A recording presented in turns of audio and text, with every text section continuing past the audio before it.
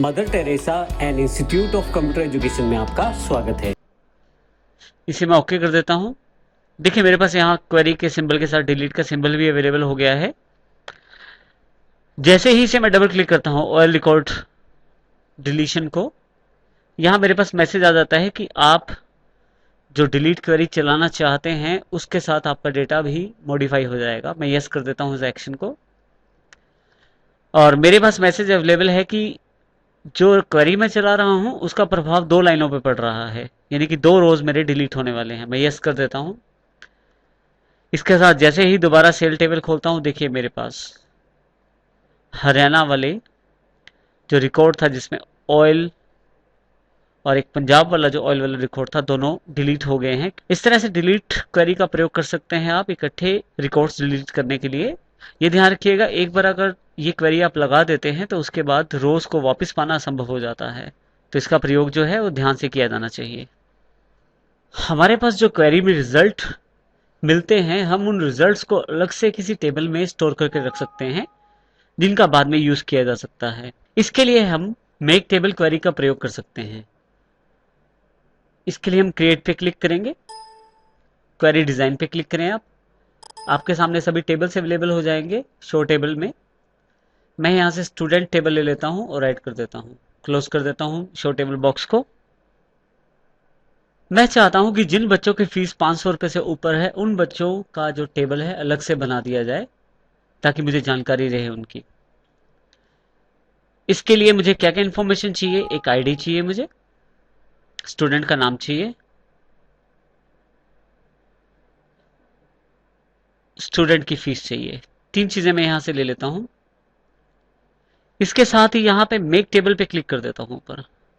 जैसे ही make table पे click करता हूं, मेरे पास एक बॉक्स अवेलेबल हो जाता है जिसमें मेरे से उस टेबल का नाम पूछा जा रहा है जिसमें मैं अपने रिकॉर्ड रखना चाहता हूं। मैं हायर फीस के रूप में यहां पे एक टेबल बना देता हूं। यहां मेरे पास से टेबल का नाम पूछा गया है, वो मैंने दे दिया है इसे। इसके साथ आप करंट या दूसरे डेटाबेस में भी इसको बना सकते हैं। मैं अभी इसे करंट डेटाबेस में ही बनाना चाहूंगा। जैसे ही मैं इसे ओके करता हूं, ये बॉक्स यहां से हट जाता है। अब मैं उन स्टूडेंट्स का रिकॉर्ड इस टेबल में डालना चाहता हूं जिनकी जो फीस है वो 500 रुपए से ऊपर है। तो क्राइटेरिया रो में आकर आप फीस वाले कॉलम के नीचे आप यहाँ पे ग्रेटर देन का सिंबल लगा के 500 से ऊपर कर दें, यानी कि 500 से ऊपर वाली सभी फीस वाले बच्चों का रिकॉर्ड मुझे मिल जाए। मैं यहाँ से बंद कर देता हूँ। क्वेरी का नाम पूछा जा रहा है, यस कर देता हूँ। मैं यहाँ नाम रख देता हूँ हायर फीस क्वेरी। इसे ओके कर देता हूँ जैसे ही। तो यहाँ मेरे पास क्वेरी अवेलेबल हो जाती है। जैसे ही इस क्वेरी पे डबल क्लिक करता हूँ मैं, मेरे पास एक मैसेज आता है कि आप इससे नया टेबल बनाने वाले हैं। मैं यस कर देता हूँ। फिर से एक मैसेज आता है कि आपके पास लगभग 13 जो लाइनें हैं वो नए टेबल में आ जाएंगी। यस कर देता हूँ इसे भी मैं। देखिए अब मेरे पास हायर फीस का जो टेबल मैंने बनाया था जब मैंने नाम दिया था, इसे डबल क्लिक करके खोलूं तो इसमें वो सारे रिजल्ट्स अवेलेबल हैं जो मेरे क्राइटेरिया पे बेस्ड हैं। उन सब स्टूडेंट्स के नाम, उन सब के आईडीज जिनकी फीस 500 रुपए से ऊपर है, वो यहाँ स्टोर हो चुकी है। इस तरह से आप जब टेबल बना लेते हैं, जैसे मैंने हायर फीस का टेबल बनाया है, तो जो रोज मेरे पास अवेलेबल हैं वो उस क्राइटेरिया के अकॉर्डिंग है। मैं चाहूं तो इसमें और रिजल्ट्स भी ऐड कर सकता हूं। इसके लिए मैं एक नई क्वेरी बनाता हूं, क्वेरी डिजाइन, और टेबल मेरा स्टूडेंट है, इसे मैं ऐड कर लेता हूं। शो टेबल बॉक्स को क्लोज कर देता हूं। जो फील्ड्स अवेलेबल हैं उनको मैं यहाँ ड्रैग कर लेता हूं, आईडी, नेम, और एक मेरे पास फील्ड है फीस। मैं अब चाहता हूं कि जो मैंने टेबल हायर फीस का पहले बनाया था उसमें कुछ और फीस ऐड हो जाए जो कि 200 रुपए से लेकर 300 रुपए के बीच में है। जिन जिन बच्चों की फीस 200 रुपए से लेकर 300 रुपए के बीच में है, उनके रिकॉर्ड भी हायर फीस जो टेबल है उसमें ऐड हो जाए। इसके लिए क्योंकि मैं एक कंडीशन लगाना चाहूंगा यहाँ पे क्राइटेरिया में, ग्रेटर देन 200 एंड का प्रयोग करना चाहूंगा, और लेस देन 300। 200 रुपए से लेकर 300 रुपए के बीच में जो फीस है, ऐसे स्टूडेंट्स को भी ऐड कर दिया जाए। किसमें? जो मेरे पास हायर फीस का टेबल है। लेकिन ये बताने के लिए कि हायर फीस का टेबल है, इसके लिए अपेंड पे क्लिक करें। यहां से आप उस टेबल का नाम चूज कर ले जो टेबल में आप अपने रोज को ऐड करना चाहते हैं। अब जो क्वेरी से जो रोज निकल के आएंगी वो सारी की सारी हायर फीस वाले टेबल में चली जाएंगी। इसको मैं जैसे ही ओके कर देता हूँ, मेरे पास अपेंड टू की एक रो जुड़ जाती है साथ में। इसे मैं यहाँ से क्लोज कर लेता हूँ, यस कर देता हूँ। क्वेरी का नाम पूछा जा रहा है, उसे मैं ऐड कर देता हूँ।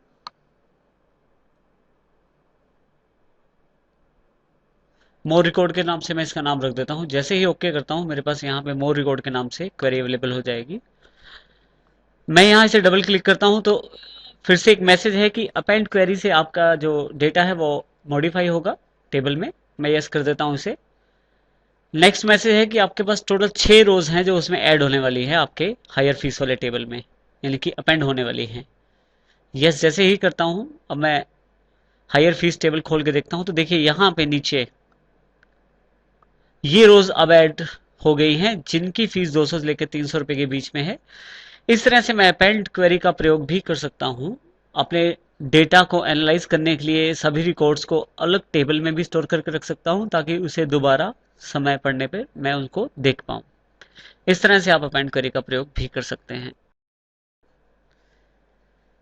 क्रिएट में यदि आप क्वेरी विजार्ड पे क्लिक करें तो आपके पास यहाँ तीसरा ऑप्शन अवेलेबल है, फाइंड डुप्लीकेट्स क्वेरी के रूप में। ये बहुत ही इंपॉर्टेंट ऑप्शन है। यदि एक ही टेबल के अंदर आपको डुप्लीकेट्स रिकॉर्ड ढूंढने हैं किसी फील्ड के आधार पे तो आप उसको ढूंढ सकते हैं। मैं इसे ओके कर देता हूं। सबसे पहले ये जानकारी पूछी जा रही है कि आपके पास कौन सा टेबल है जिसमें रिकॉर्ड डुप्लीकेट हो सकते हैं। मेरे पास स्टूडेंट रिकॉर्ड है जिसमें टेबल में रिकॉर्ड डुप्लीकेट हो सकते हैं। मैं नेक्स्ट कर देता हूं यहां से। वो फील्ड कौन सी है जिसमें आपकी जो इंफॉर्मेशन है डुप्लीकेट हो सकती है, तो मुझे वो स्टूडेंट्स ढूंढने हैं जिनकी फीस सेम है, यानी कि जहां फीस डुप्लीकेट हो रही है उन स्टूडेंट्स का रिकॉर्ड मेरे पास आ जाए। मैं फीस पे सिलेक्ट करके डुप्लीकेट वैल्यू फील्ड में इस बॉक्स में यहां इस तरफ राइट हैंड साइड ले आता हूं, नेक्स्ट करता हूं। और कौन कौन सी फील्ड उसके साथ मुझे दिखानी है उन फील्ड्स का चुनाव भी कर सकता हूं। मुझे आईडी, नाम और उसका एक मोबाइल नंबर भी चाहिए। नेक्स्ट। आप रिजल्ट देखना चाहें व्यू द रिजल्ट्स या मॉडिफाई डिजाइन, आप चाहें तो डिजाइन को मॉडिफाई भी कर सकते हैं। और यहाँ नाम ऊपर आप दे सकते हैं क्वेरी का। अभी जो नाम इसने दिया है मैं उसी के साथ फिनिश का बटन दबा देता हूं। जो नाम ये है find duplicates for student. Finish करते ही मेरे पास यहाँ देखिए वो सभी स्टूडेंट्स जिनकी फीस एक जैसी है, चाहे वो 200 रुपए है उन सबका रिकॉर्ड, चाहे वो 251 रुपए है उनका रिकॉर्ड, 300 वाले या इस तरह से 888 रुपए वाले। अब इसका प्रयोग करके डुप्लीकेट रिकॉर्ड ढूंढ सकते हैं अपने टेबल्स में। नेक्स्ट एग्जांपल जो हमारे पास अवेलेबल है क्वेरी विजार्ड में, फाइंड अनमैच्ड क्वेरी विजार्ड के रूप में। इसमें उन रिकॉर्ड्स को ढूंढा जा सकता है जो अनमैच्ड हैं, यानी कि जो एक टेबल में तो हैं लेकिन दूसरे टेबल में अवेलेबल नहीं हैं। लेकिन इससे पहले हम एक एग्जांपल को समझ लेते हैं। हमारे पास यहाँ टेबल है ट्रेनर। देखिए ट्रेनर टेबल में हमारे पास काफी सारे ट्रेनर्स हैं जिनका कार्य है स्टूडेंट्स को ट्रेनिंग देना। लेकिन जरूरी नहीं कि सभी ट्रेनर्स जो है वो ट्रेनिंग दे रहे हों। कुछ ऐसे ट्रेनर भी हो सकते हैं जो ट्रेनिंग नहीं दे रहे। ये जानकारी हमको प्रोजेक्ट डिटेल टेबल से मिल सकती है जिसमें उन ट्रेनर्स के आईडी स्टोर हैं जो स्टूडेंट्स को ट्रेनिंग दे रहे हैं। और इनमें उन ट्रेनर्स के आईडी नहीं मिलेंगे जो ट्रेनिंग नहीं दे रहे, लेकिन इनको ढूंढना मुश्किल हो जाएगा। ऐसे रिकॉर्ड्स के लिए जो एक टेबल में तो हैं, जो यानी कि ट्रेनर टेबल में है, और जो दूसरे टेबल में है या नहीं ये आपको ज्ञात नहीं है लेकिन आप ये जानना चाहते हैं, तो इसके लिए आप यूज कर सकते हैं क्वेरी विजार्ड और फाइंड अनमैच्ड क्वेरी विजार्ड को। जैसे ही आप इसे ओके करते हैं आपके पास स्क्रीन अवेलेबल हो जाती है जिसमें आपके पास टेबल का चुनाव करना है आपको, जिसमें मेरा टेबल है ट्रेनर, जिसको मैं मैच करना चाहता हूं दूसरे टेबल से। इसके लिए मुझे नेक्स्ट क्लिक करना पड़ेगा और उस टेबल का नाम बताना पड़ेगा जिस टेबल में से मैं उन रिकॉर्ड्स को मैच करके अलग करना चाहता हूं। मैं प्रोजेक्ट डिटेल्स को सिलेक्ट कर लेता हूं, नेक्स्ट कर लेता हूं। क्योंकि दोनों में एक फील्ड कॉमन है, आईडी तो स्वयं ही उसने सिलेक्ट कर लिया है। इनके आधार पे ही उन रिकॉर्ड्स को ढूंढा जाएगा जो ट्रेनर टेबल में तो हैं लेकिन प्रोजेक्ट डिटेल टेबल में नहीं है। इससे मुझे ये जानकारी मिल जाएगी कि कौन से ट्रेनर जो हैं बिल्कुल फ्री हैं या जो ट्रेनिंग नहीं दे रहे हैं। जैसे ही मैं नेक्स्ट करता हूँ, मेरे पास फील्ड्स का चुनाव करने का ऑप्शन है जो मैं क्वेरी रिजल्ट में देखना चाहता हूँ। मैं आईडी ट्रेनर का, उसका नाम और उसका जो कॉन्टैक्ट नंबर है वो देखना चाहता हूँ। फिर से नेक्स्ट पे क्लिक कर देता हूँ।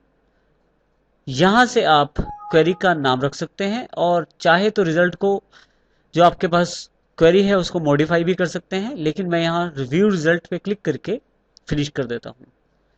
जैसे ही यस करता हूँ मैं,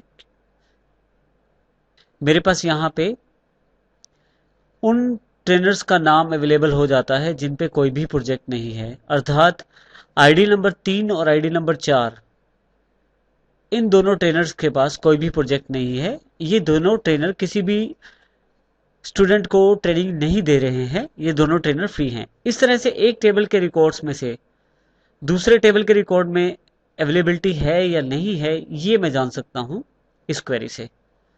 यदि आप इसको वेरीफाई करना चाहते हैं तो आप टेबल, जो आपके पास ट्रेनर टेबल है, उस पर क्लिक करें। आप यहां से 3 नंबर आईडी पे क्लिक करें तो देखें यहाँ पे कोई भी रिकॉर्ड अवेलेबल नहीं है, क्योंकि सुमित चौहान आईडी नंबर 3 किसी भी स्टूडेंट्स को ट्रेनिंग नहीं दे रहे हैं। इसी तरह से सोमेश सरन जो हैं उन पे क्लिक करके देखें, वो भी ट्रेनिंग नहीं दे रहे हैं। और जो लोग ट्रेनिंग दे रहे हैं उन पे भी आप क्लिक करके देखें तो वो बताएंगे कि विकास यादव जो है वो सीरियल नंबर 7 और 8 के आधार पे प्रोजेक्ट आईडी 5 और 6 को हैंडल कर रहे हैं, और उनके अंडर जो स्टूडेंट है 29 और 15 वाली आईडी वाले स्टूडेंट है, इन दोनों स्टूडेंट्स को ट्रेनिंग दी जा रही है विकास के द्वारा। तो इस तरह से आप